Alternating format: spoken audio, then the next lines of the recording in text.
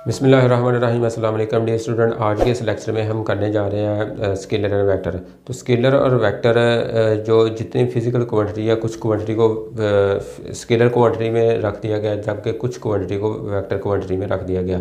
तो ये quantity physical quantity की ये जो क्लासिफिकेशन है क्यों की गई, किन बना पर, किन वजूहात पर की गई, ये हम देखेंगे आज के इस लेक्चर में। और अगर फिज़िकल क्वांटिटी को दो क्लासिफिकेशन में अलग अलग डिवाइड कर दिया गया, यानी कि कुछ क्वांटिटी को स्केलर में रख दिया गया और कुछ क्वांटिटी को वेक्टर क्वांटिटी में रख दिया गया, तो इनकी कुछ ना कुछ तो वजूहात होगी, इनमें कुछ ना कुछ तो इम्पोर्टेंट बात होगी। तो आइए इन सारी चीज़ों को देखते हैं इस लेक्चर में। सबसे पहले तो हम देखते हैं कि स्केलर की डेफिनेशन क्या है। स्केलर की डेफिनेशन के अकॉर्डिंग अगर देखा जाए तो स्केलर क्वांटिटीज़ ऐसी क्वांटिटी होती है कि जिनको डिस्क्राइब करने के लिए, कंप्लीट डिस्क्राइब करने के लिए सिर्फ़ और सिर्फ मैग्नीट्यूड की ज़रूरत होती है। ऐसी क्वांटिटी को स्केलर क्वांटिटी कहा जाता है। या अगर आप दूसरे लफ्ज़ों में कहें तो ये कह सकते हैं कि ऐसी क्वांटिटी जो जिनके कंप्लीट मीनिंग उनकी मैग्नीट्यूड से ही कन्वे हो जाए, ऐसी क्वांटिटी को स्केलर क्वांटिटी कहा जाता है।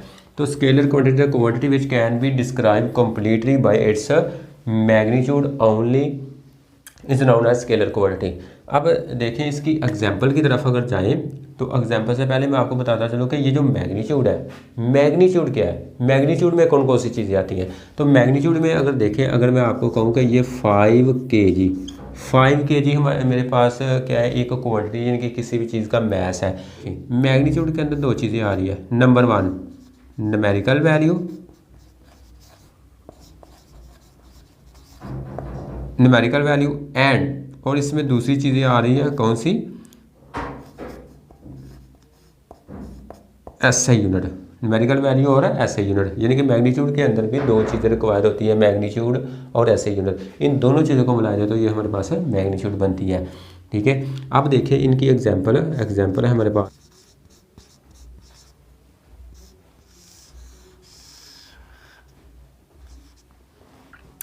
इसकी एग्जाम्पल में सबसे पहले हमारे पास आ जाता है जी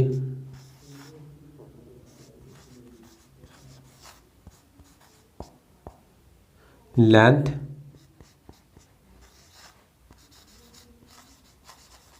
मैस,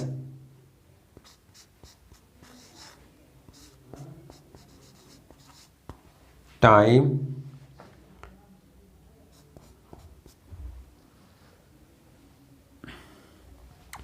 इसी तरह हमारे पास देखिए जी डिस्टेंस,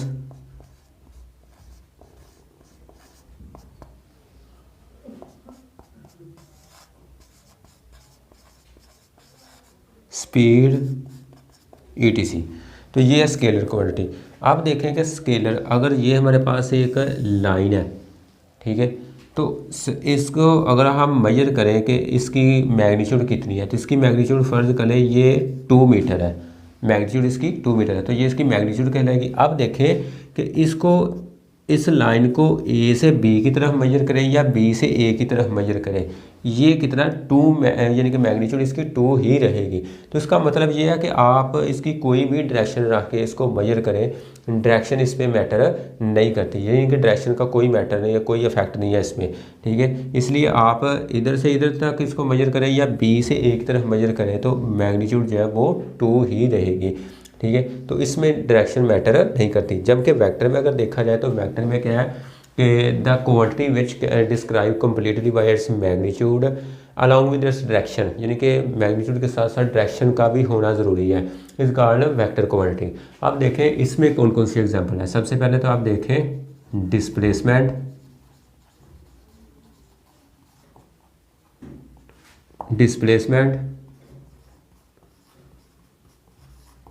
वेलोसिटी, ठीक है, displacement, velocity, force, momentum and acceleration वगैरह, ये सारी चीज़ें डिस्प्लेसमेंट वेक्टर क्वांटिटी में आती है। हमने देख लिया कि वेक्टर के एग्जांपल के बाद हमने देखना है कि वेक्टर को रिप्रेजेंट कैसे किया जाता है, यानी कि किस तरह हम वेक्टर को स्केलर से अलग पहचान सकते हैं, अलग इनको आइडेंटिफाई कर सकते हैं। ठीक है, तो आइए हम देखते हैं रिप्रेजेंटेशन ऑफ वेक्टर के, वेक्टर को रिप्रेजेंट कैसे किया जाता है।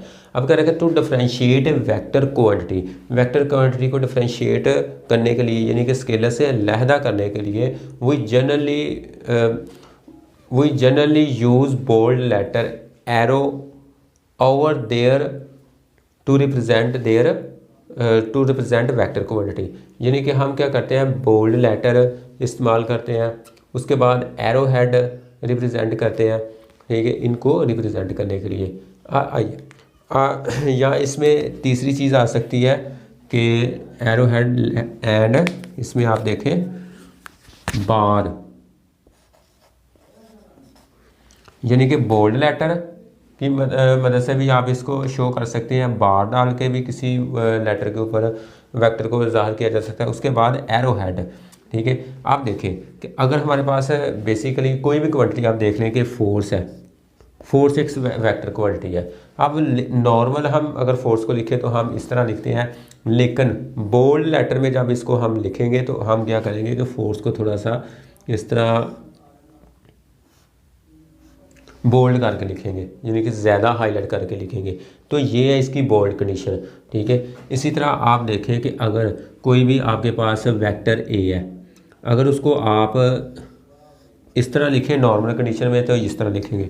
अगर आप इसको बोल्ड लेटर में यानी कि वेक्टर फॉर्म में आप शो करना चाहते हैं तो इसको थोड़ा सा बोल्ड करके लिखेंगे, तो ये इसकी क्या है, वेक्टर फॉर्म है, ठीक है। इसी तरह अगर देखें आप, ये इसकी वेक्टर फॉर्म है। अब दूसरे नंबर पे कह रहा है कि बार, यानी कि किसी भी लेटर के ऊपर आप कोई बार डाल दें, जैसे आप देखें ये एफ है, ठीक है। अगर आप बोल्ड लेटर में इन कंडीशन में आप ज़ाहिर नहीं करना चाहते तो इस तरह भी इसको शो किया जाता है, यानी कि लेटर के ऊपर क्वांटिटी के ऊपर आप छोटी सी एक बार एक लाइन लगा दें, तो ये भी इनको एक ज़ाहिर करने का तरीका है। इसी तरह आप देखें ये ए है, इसके ऊपर छोटी सी बार डाल दें तो इस तरह भी वेक्टर को ज़ाहिर किया जा सकता है।